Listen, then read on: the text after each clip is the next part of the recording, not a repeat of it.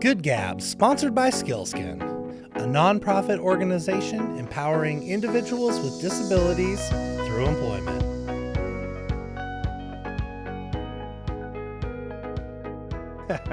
I say we have some good guests. You all know we do. But today, it's a special day. You're going to learn about a long-term organization that you may or may not know about, but you need to. Because today, we have Molly Allen here, Executive Director and co-founder of Safety Net. Molly, thanks for joining us. Thank you for having me. So what's happening at Safety Net? What's going on with Safety Net, you asked? Yes. Safety Net just had a huge fundraiser. I saw that at Yes. the Aviation Center, what do they call that? Yes, the Historic Flight Museum. Nice. And my partner, Colleen Quisenberry, was the chair this year. She had a fantastic group of people, and they raised, we all raised $125,000. That is big money huge for for one us. night. That's Huge, awesome. the biggest we've ever had. Congratulations. Thank you. It was great. It's great. And with that comes more exposure. Totally. And so with that, we're busier and kind of just helping out more former foster youth here and in North Idaho. Yeah, so for those that don't know about Safety Net, what's the program? What are y'all up So to? this is our 15th year. 15. And we help. That's some longevity. It is. And we've grown a little bit each year. And now, of course, we're bigger than ever, which is great. And we moved into North Idaho 2 years ago. We have an advisory committee there. We help the young people who are aging out of foster care. That's really the gist of it. And we do all the stuff that the government can't do. All this stuff. Yeah, because it just stops, right? It stops, yes. Yeah. It's a little different than it used to be. And so it used to be 18, you're out.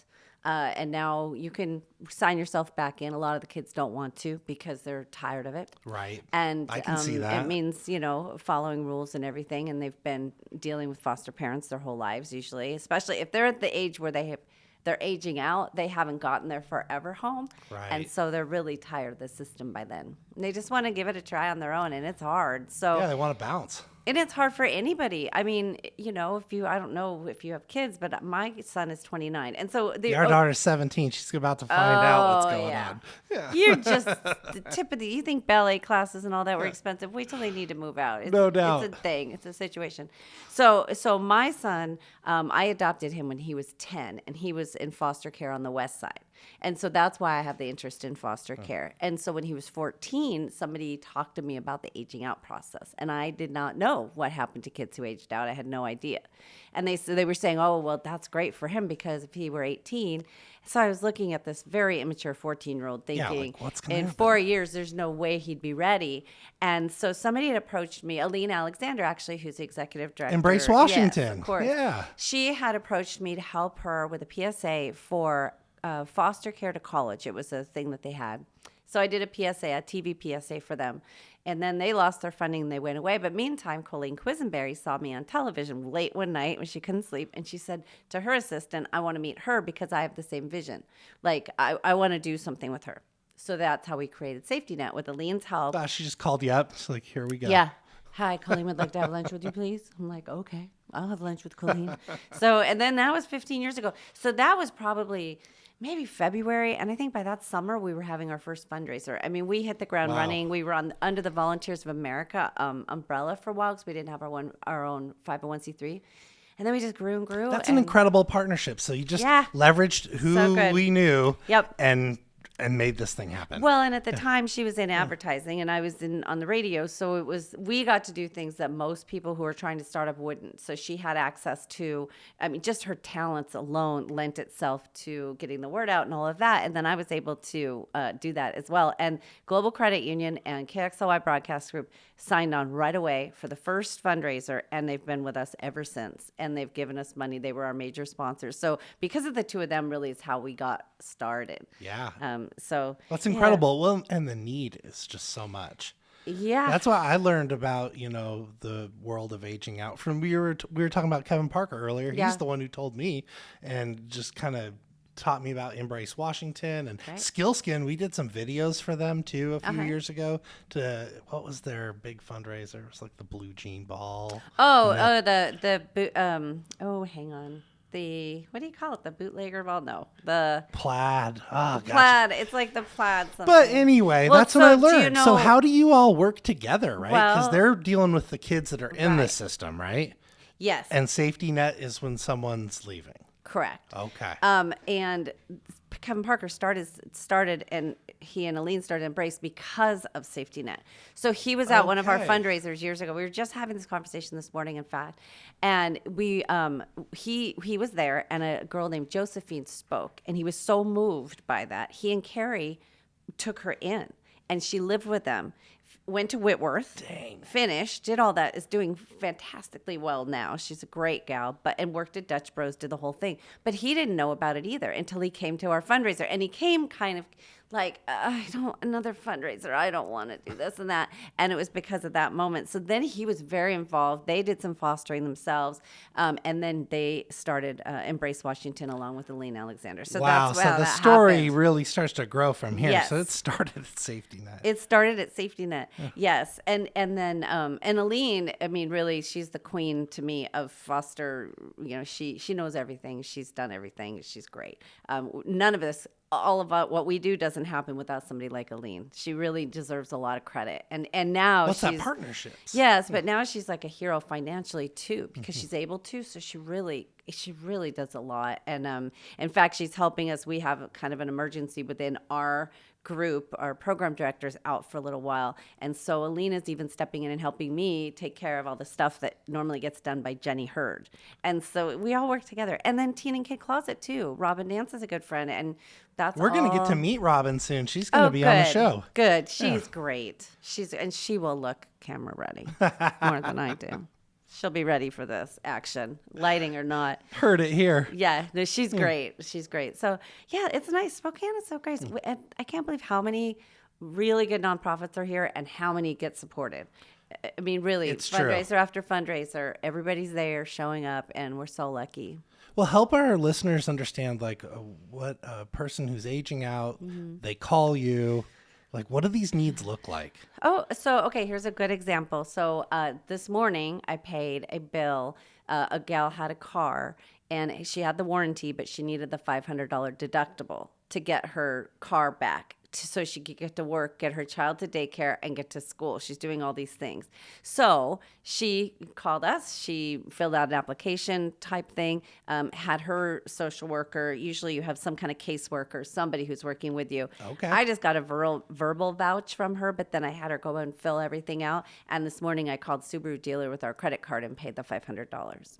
Something as simple as that. Yeah. It has huge impact. Huge impact. Huge. I mean, sometimes as much as a bus pass can literally be the link between them being homeless because Yeah, you're going to lose your job if you don't show up. That's and right. just That's right. snowballs. Yep. And the other day, this girl, so she gets from food stamps, but they decided to check on her income on the month where she got 3 checks. You know how We do know about that. We're in the disability space. Yes. And those 2 months out of the year yes. crush people who have any Yes. sort of benefits coming their way. It's terrible. How could they even? I don't know how that gets mixed up. So she was short food and stuff. So I brought her a gift card, a gift certificate to one of the grocery stores, and it's that kind of stuff. I mean, it really is. Sometimes we've fixed teeth. We'll get a dentist and be like, hey, why don't you work with us and get this guy a front tooth? And we've paid for an urn before for a family. If but it had so much impact. yes, if somebody dies, you're as the next of kin, you're responsible for them and their burial and everything, even though they left you and abandoned you. It's true. It's crazy. So you have That to is go pay for a crazy. funeral of a person who abandoned you in this lifetime. Yeah, that's not quite right. So yeah, we fixed that. Good job. Yeah.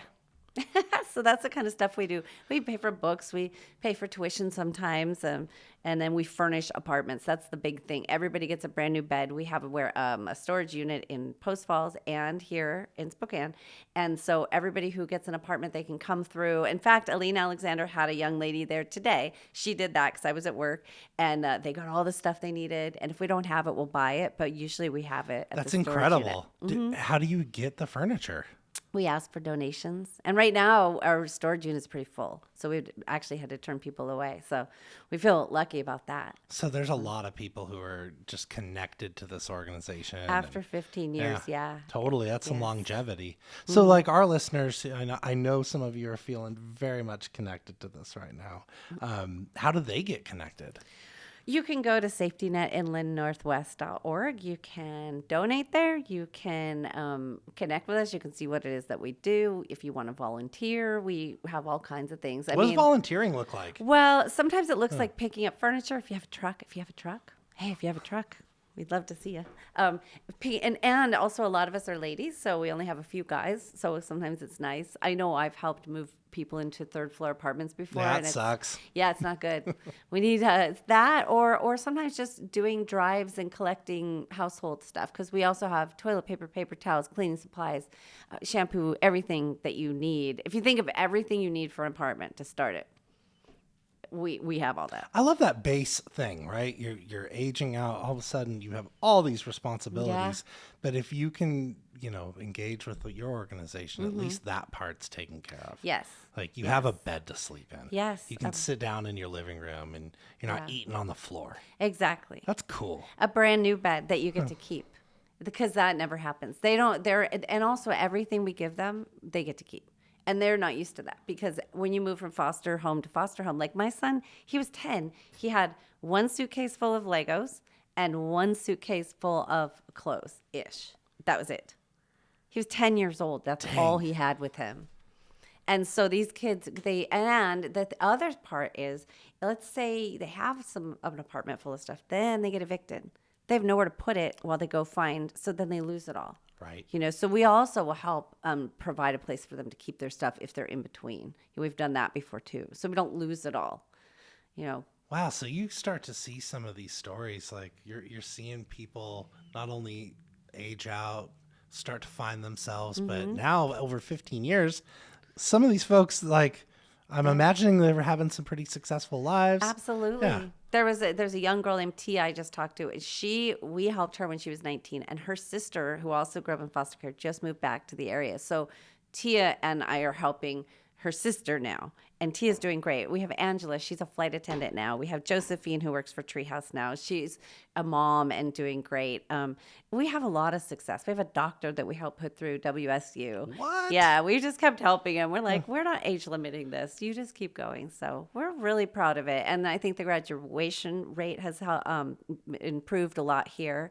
And if you look around our streets and you're mad about the homeless situation, if you go talk to most of them, I bet a lot of them have been in the foster care system, I'm guessing. We heard that Chris Patterson was I think our second or third guest on this show a year ago. And he talked about that. There was a real issue with, people in the foster system and ended up on the street. Yeah. It's bad. So we need to support these kids better. We do. And even when we get them into housing, there used to be a lot of affordable housing. When we first started Safety Net, you could get a kid in for $500 a month. And you'd help them with their first last deposit. They're in and they can handle $500. Yep. Well, now we get these requests and we're looking at $3,500 just to get somebody in the door. And then how are they going to pay the next month's rent? It's out of control. I don't know what the solution. That's bigger than us. But I'm just saying, our it's check, a thing and it's we real. kept writing bigger and bigger checks just to keep the kids off the street, for sure. Yeah, I wonder how we're going to be able to address that. I don't know. I see a lot of apartments going up. No doubt. Some of them could be for kids. Exactly. Come be on, nice. help, partner. Yeah. Well, that's what we can do, right? Partner. And Spokane's really, really good at that. Yeah, I think so. Well, so how long have you been in Spokane? This time I've been here 25 years. Okay, Yeah, so prior, you came back, huh? I came back, yeah. I did. So I grew up mostly in Los Angeles. I went Chicago, Wyoming, believe it or not, Palm Springs, then Los Angeles. Then I went to school in San Francisco, then back, then up here. And that's, my grandmother had left me some money, so I bought a little house in Spokane. I think it was in 91 or 92. But at the time... Nice setting up shop in Spokane. Yep, setting up shop. But there wasn't much for us. I was married at the time, and we were I was a preschool teacher making $5.85 an hour in charge of 20 little 4-year-olds. It was brutal. I bet. So, and yeah. the 90s were, Spokane was a little rough around the edges. Yes. I mean, we weren't scared or anything. Yeah. We were from Los Angeles. Just not. For sure. And most people had started families by then, and we were not. So moved to Orlando, then Nashville, then back to LA. Then I came back up here to do theater with my parents in Coeur d'Alene, and then I got this radio job. So I stayed. Awesome. Yeah. And now, shoot, you're so embedded in the community. Yeah. Like, you're everywhere. Thankfully. Yeah. I love it. I love Spokane so much. I say, if my job ends, I just want a job going out and selling Spokane to everybody. I would be really good at visit it. Spokane. I love this You hear city. that? Yeah. Yeah. Well, yeah, I believe it. And yeah, you can tell for sure. I know. And you help other organizations too. Like, that's something that, I've seen you MC some events and absolutely. I think it's a nice thing to do for other organizations. Like we had Tom Sherry, and then my boyfriend Ken, who he used to be in radio. We knew each other a long time ago. He's a firefighter now, but he'll do events too. And they did our event. It was really nice for me and Colleen just to be able to relax. They took care of it all. Where if I go to an event, then I go and I do all that. You got to be on. So that people can take care of their business. Yeah, which was really nice. Where does that come from inside? Like, you want to, give back and help. Oh my gosh, I don't know.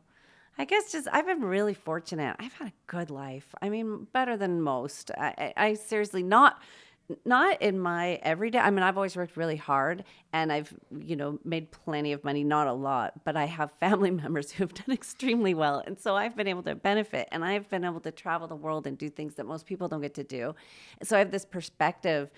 And it's funny, as I get older, I don't enjoy those crazy things as much as I used to because I see the injustice too much now. And so That's interesting. spoiled like that, it's like, oh, do you know what I could do with that one night in this hotel? Do you know how many kids I could do this for? My brain works differently now. So I enjoy it. Don't get me wrong. Sure. Family, I still want to go on the trips. I think I just have a different perspective now that I know how hard it is to raise the money and to pay mortgage and all of that kind of stuff. But Well, it probably helps make you really effective. I think so. I mean, I don't know. I just feel like if everybody took care of at least the people they put on the planet, at the very least. Start there. Just take care of who you make, man. And that's how I feel. My son's 29 and I still take care of him a lot. And he has 3 children and I still take care of them a lot. And that's okay. He needs help. He started at a deficit. He started from a really bad situation that it's very hard to come back from it. And I have empathy and sympathy for that. But this is my responsibility. I chose to adopt him, and whatever he does, I'm going to be the one, not the state, not the government, not anybody else, because that's not fair. True. Well, lucky him. Yeah, really. Lucky him. That's true. It is. But I love him. And I wouldn't change it for the world. I'm just saying that so many people make these babies, make these people, and then it's everybody else's responsibility. They don't think it through. So I know there's something wrong about that. Like that base. I didn't have a kid till I could really afford to have a kid, and it just spiritually too, not just monetarily. I mean, emotionally, I was ready. I'm still not ready. I'm married into a family, so yeah. Oh, really? Our daughter's 17, but yeah, no biological kids for me. I'm still not ready. Yeah, good times. Well, so what's happening in North Idaho? You said you've been out there a couple years now, so what's brewing out there? Well, we have a really nice committee. We have a man named Pepper Smock who a few years ago, he donated a large amount of money and said, I want this to be able to bring you into North Idaho. Well, then we needed to get sort of a committee, just an advisory committee to get the word out. So there's a nice lady named Chris Neeser who does that. And then we have a great committee there. And they do some fundraising and stuff, but mostly they do letting people know really that we're just there, going out and talking and stuff. I was shocked at how many kids needed help there. Shocked. I had no idea. Because, you go to Coeur d'Alene, you don't see homeless people. No, you don't see that. In fact, we had some family visit, and they said, we've never been to a city where there weren't homeless people. They live in San Francisco. Fair enough. They're like, we've never seen this before. I said, I can't explain it. I don't know what they do. But I do know there's a lot of people who need help, and we've been helping them, which is great. Yeah, it's something, when you can't visually see something. Yes. Yeah. So I didn't think there was much of a need as I knew there was here. But once we put the word out, the social workers came out. There's a lot of people, and this is a tricky one. It's family acting as foster. I think I don't know the acronym, but it's family who've stepped in.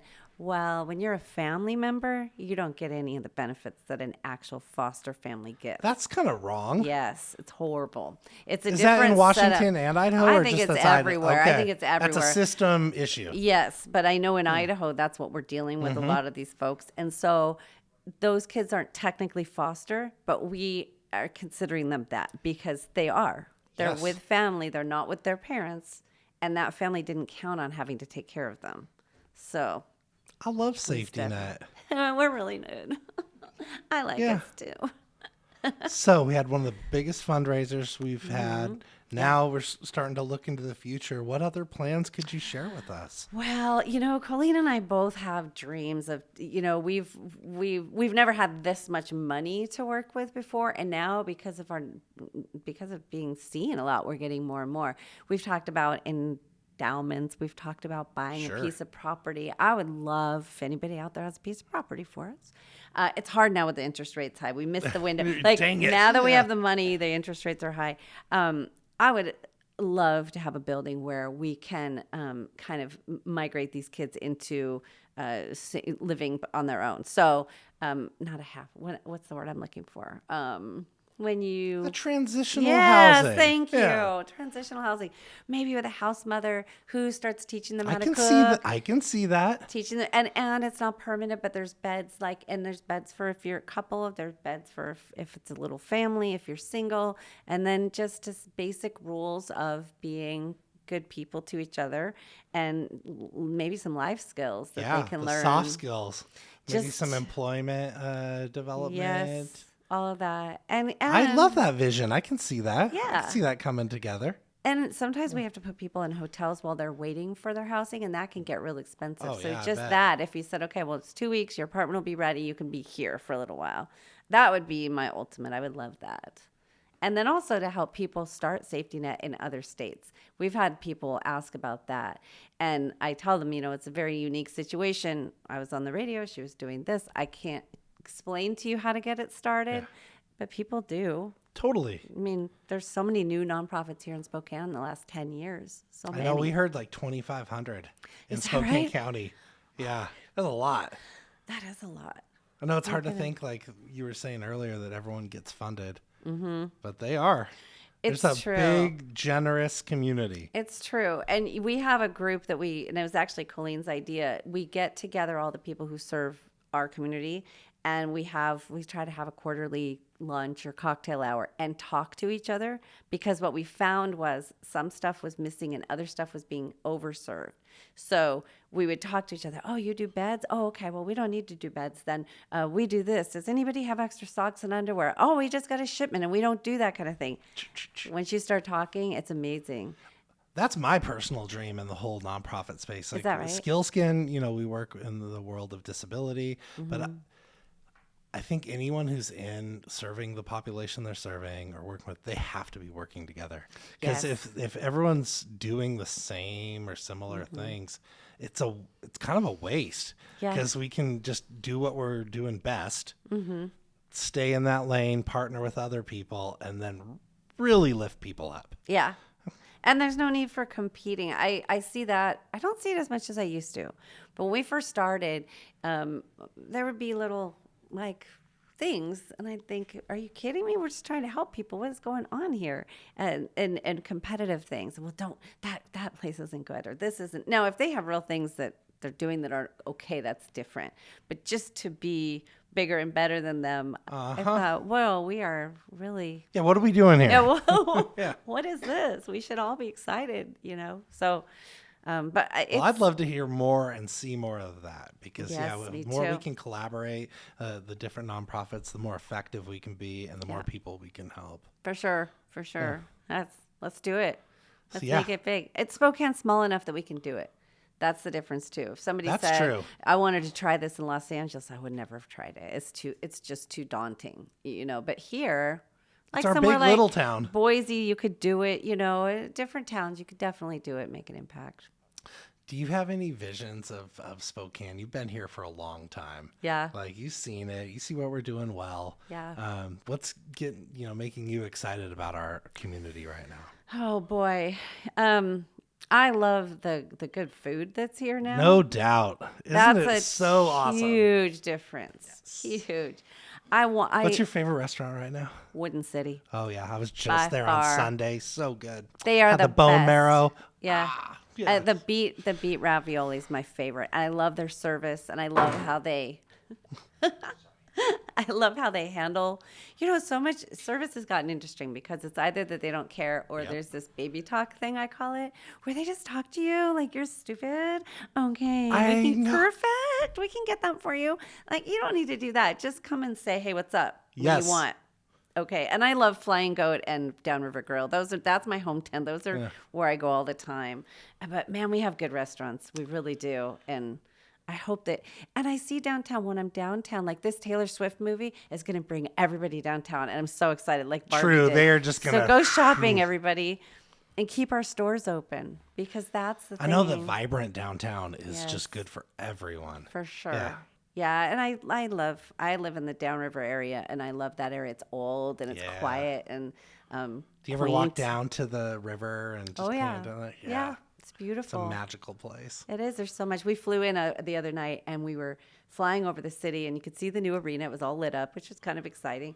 And then the two bridges, it looked like Peter Pan's Neverland ride. The bridges, and of course, my boyfriend and I both went, "Oh, Maple's open. Oh yeah, make a note of that. home. They're both lanes are open. Okay, we can see it from the sky." But even that, we have to improve. Or we have to shut it down and improve it. We have to, or our city will crumble. So I get it's inconvenient, but what else can we do? We have to improve. It's our infrastructure. responsibility as citizens to Yeah, we be have to. participants and just make it better. It's on all of us. Yes, and be patient. Yeah. I love the Kendall Yards area too. That's very exciting to me, the Kendall Yards. Just the restaurants there that you can, I don't know the politics involved Our with it. producer, Dana Devine, lives there, and so she's telling us all about the new restaurants all the time. Yeah, it's amazing. It's amazing. Yeah, I do progressive dinners there. I just go from one place to the other, especially on a crummy night where it's snowy and you only have to go hop over. It's so fun. Gosh, you just brought back some great memories. Those were some of the first dates with my wife. We would do progressive dinners. Really? Yes, we would just do appetizers here and here and here and the dessert. Yeah. Those were fun. I need to bring that back. Bring it back for date Molly, night. dang, I think, you just did me a super solid. Yeah, and just thank you for coming and just chatting with us today, learning more about Safety Net. We're so grateful for you. And Thank you. Thanks. Thank you.